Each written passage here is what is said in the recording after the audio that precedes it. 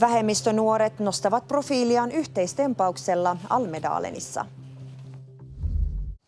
Ja pysytellään Almedalenissa, jossa Ruotsin kansalliset vähemmistöt näkyvät tänä vuonna nuorison voimin. Nuorisojärjestöt ovat ajaneet vähemmistöjen kysymyksiä Ung Minoritet-foorumin kautta nyt 3 vuotta. Mä luulen, että ihmiset tietää aika vähän. Ehkä ne tietää jonkun vähemmistön, mutta ne ei varmaan tiedä, ketkä kaikki 5 ovat. Många kanske inte har koll på att det är en nationell minoritet, men att det finns judar har de flesta koll på.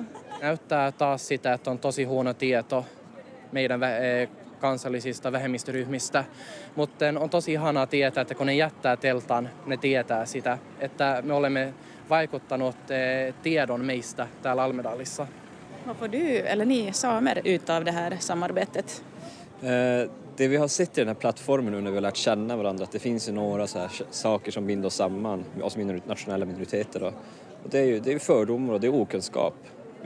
Vi kan trycka på staten och regeringen att informera om nationella minoriteter, om urfolket samerna och om andra minoriteterna. Och också då opinionsbilda just inom de frågorna. Så det var den största egentligen gemensamma nämnare. Men vi har väl en gemensam historia ändå, som att vi har funnits i Sverige länge och kanske lite utsatta grupper. Och sen kan vi då hitta styrka i varandra och stötta varandra, även om vi har väldigt olika frågor vi driver.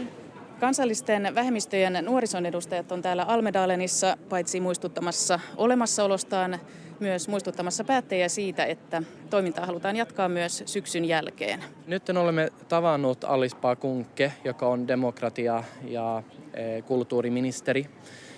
Ja pidämme kommunikaation heidän kanssa ja toivottavasti nyt se tilanne rahoituksesta selvii. Mutta vielä ei ole mitään päätöstä siitä, mutta olemme optimistia saada rahoitusta